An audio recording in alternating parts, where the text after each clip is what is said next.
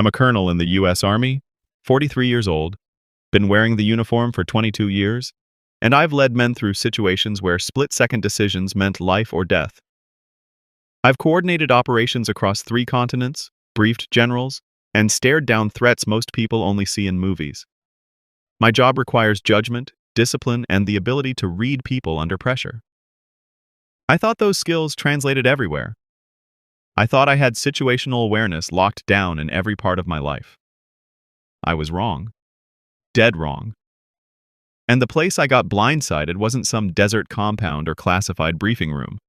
It was at a company Christmas party in downtown San Jose, standing 15 feet from my wife, while my boss walked up to her holding 2 champagne flutes and wearing the kind of smile that made my blood turn to ice. Let me back up. I met Rachel 7 years ago at a charity run for wounded veterans in Golden Gate Park. She was volunteering at the hydration station, handing out water bottles and energy gels, wearing this bright yellow volunteer shirt, and a smile that could have powered half of San Francisco. I'd just finished the 10K, still catching my breath, and she handed me a bottle with this comment about how I made it look easy for an old guy. I was 36. She was 32. We laughed. I asked her to dinner right there, still sweating through my Army PT shirt, and she said yes before I even finished the sentence. 6 months later, we were engaged. A year after that, married in a small ceremony in Napa with maybe 40 people, mostly my military buddies and her family from Sacramento. Life looked picture perfect from the outside. I had a beautiful wife, a solid career trajectory heading toward my first star, a house in Willow Glen with a 2-car garage and a yard big enough for the dog we kept saying we'd get. Rachel worked in pharmaceutical sales, made good money, traveled occasionally for conferences, and seemed genuinely happy. We had date nights on Thursdays, brunch on Sundays, and a routine that felt stable, comfortable, the kind of life you build when you're both professionals who respect each other's careers and space. For the past year and a half, Rachel had been talking about her new boss, Greg, who'd transferred from the East Coast to run the regional sales division. Greg this, Greg that, how he'd reorganized the team, how he was pushing for aggressive quotas, how he was mentoring her on landing bigger hospital contracts. Fine. I'm not the jealous type. I've worked alongside female officers my entire career, had female superiors, mentored female lieutenants. Professional relationships exist. I trusted my wife. She'd mentioned working late on proposals, dinner meetings with the sales team, weekend conferences in Monterey or Sacramento. I never questioned it. Why would I? She'd come home with contracts closed, commission checks, stories about client dinners that sounded boring as hell. I had my own demands: briefings, training rotations, occasional trips to JBLM or Fort Bragg. We were both grinding, both ambitious, both secure enough to give each other room. At least, that's what I told myself. The company Christmas party was scheduled for December 21st, a Saturday night at this upscale event space on the Alameda, the kind of place with exposed brick, Edison bulbs hanging from the ceiling, and a bar that served craft cocktails with names I couldn't pronounce. Rachel had mentioned it a month earlier, said spouses were invited, said it'd be nice for me to meet her colleagues since I'd been so busy with work I'd missed the last couple company events. I agreed. Put on my civilian best, dark slacks, a charcoal button-down, the Tag Heuer she'd bought me for our 5th anniversary. We arrived around 7:30. The place was already packed, maybe 100 people milling around, holiday music playing just loud enough to force conversation volume up a notch. Rachel introduced me to a few people, account managers, sales reps, someone from marketing whose name I forgot immediately. Everyone was polite, made the obligatory "thank you for your service" comments when they learned I was Army, then drifted back into shop talk I couldn't follow. I grabbed a bourbon, found a spot near the back where I could observe, let Rachel work the room. That's her element. She's good with people, knows how to laugh at the right moments, touch someone's arm when she's making a point, command a conversation without dominating it. I watched her move through clusters of coworkers, confident, poised, in her element. Around 9, she found me near the appetizer table and said, "Greg wanted to meet me." Fine. We walked over to this group near the bar. 3 guys in expensive suits and a woman in a red dress who looked like she'd rather be anywhere else. Greg was mid-40s, salt and pepper hair styled like he paid someone $200 for the cut, tailored navy suit, Italian loafers, the kind of guy who probably drove a Porsche and had strong opinions about scotch. He shook my hand with that overly firm grip guys like him use to prove something, said he'd heard great things, that Rachel was one of his top performers, that I must be proud. I said I was. We made small talk for maybe 10 minutes. He asked about my deployment history. I gave the sanitized version. He mentioned his brother-in-law was a Marine reservist, like that created some bond. Rachel stood next to me, her hand on my lower back, playing the role of dutiful wife. Everything seemed normal. Painfully, boringly normal. Around 10:30, Rachel said she needed to use the restroom. She kissed my cheek, said she'd be back in a few, and disappeared toward the back hallway. I finished my bourbon, checked my phone, couple texts from guys in my unit about a Monday morning briefing, and decided to grab another drink. The bartender was slammed, so I waited, scanning the room out of habit. That's when I noticed Greg was gone too. Not at the bar. Not in the group he'd been holding court with near the hors d'oeuvres. Just gone. And something in my gut tightened. Maybe it was instinct. Maybe it was all those years of learning to notice when something's off in a patrol pattern, or when a local's body language doesn't match his words. I don't know, but I felt it. I walked toward the back hallway where the bathrooms were. It was quieter back there, away from the music and the crowd noise. The women's room was at the end on the left, a single-use bathroom with a deadbolt. I was about to turn back when I heard laughter. Her laughter. Coming from a door marked office staff only, about 10 feet past the bathrooms. The door was closed but not latched completely. There was a sliver of light coming through, and I heard her voice, low and playful, saying something I couldn't make out, followed by a man's laugh. Greg's laugh. I'd just heard it 20 minutes ago while he was performing his middle management routine near the bar. Every leadership course I've ever taken teaches you to gather intelligence before acting. Assess the situation. Confirm what you think you know. Don't jump to conclusions. So I stood there for maybe 10 seconds, listening. I heard her say, "We shouldn't," but she was giggling when she said it. I heard him say something about just 5 minutes, and nobody will notice.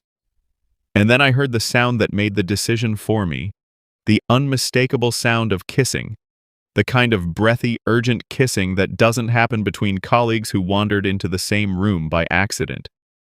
I pushed the door open. No knock, no warning. Just pushed it open with enough force that it banged against the interior wall. They broke apart like teenagers caught by a parent. Rachel's lipstick was smeared. Greg's collar was unbuttoned. She was pressed against a desk. His hands were on her waist. And there were 2 champagne flutes on the desk behind her, half empty, like they'd been planning this little interlude. The look on her face went from shock to panic to something like defiance in about 2 seconds. Greg just stood there, mouth open, looking like he was trying to calculate whether he could talk his way out of this. "The hell is this?" I said. My voice was calm, too calm, the kind of calm that comes right before violence, and they both heard it. Rachel stepped away from him, tried to smooth her dress, stammered something like, "It's not what it looks like," which might be the dumbest thing anyone's ever said in the history of getting caught. I looked at Greg. "You want to explain why you're in a locked room with my wife at midnight?" He opened his mouth, closed it, then went with, "We were just talking." I laughed. Actually laughed. Talking. With your tongue in her mouth and your hands on her hips. That's a new definition. Rachel found her voice then. "You're overreacting. We had too much to drink. It was stupid. It didn't mean anything." That's when I felt the fury really hit. Not the kind that makes you yell, the kind that makes you go cold and tactical. "How long?" I asked. She blinked. "What?" "How long has this been going on? And don't insult me by lying right now." She looked at Greg like he was going to save her. He looked at the floor. "A few months," she finally said. "Maybe 6. 6 months. Half a year. All those late nights working on proposals. All those weekend conferences. All those times I'd kissed her goodbye and told her to close the deal, proud of her hustle, her dedication. I'd been cheering for her to spend more time with the man she was sleeping with. I felt like someone had scooped out my insides with a dull spoon. "We're done," I said to her. Then I looked at Greg. "You're her boss. You know that's a liability nightmare for your company, right? Sleeping with a subordinate? Pretty sure HR's gonna have questions." His face went white. Good. I walked out, didn't run, didn't slam anything, just turned around and walked back through that hallway, through the party where everyone was laughing and drinking and having a great time, completely unaware that my marriage had just imploded 15 feet away, and out into the parking lot where the December air hit me like a slap. I sat in my truck for maybe 10 minutes, hands on the steering wheel, staring at the dashboard. Rachel came out eventually, heels clicking on the asphalt, mascara running. She knocked on the window. I didn't roll it down. She tried the door. Locked. She stood there crying, saying my name, saying we could fix this, saying it was a mistake. I started the engine. She banged on the window. I put it in reverse and left her standing there in the parking lot in her little black dress, looking exactly like what she was, someone who'd made a choice and was now dealing with the consequences. I drove to a hotel near the airport, checked in, and sat on the edge of the bed staring at nothing for most of the night. The next morning I called my attorney, a guy who'd handled real estate for us when we bought the house. He referred me to a divorce specialist.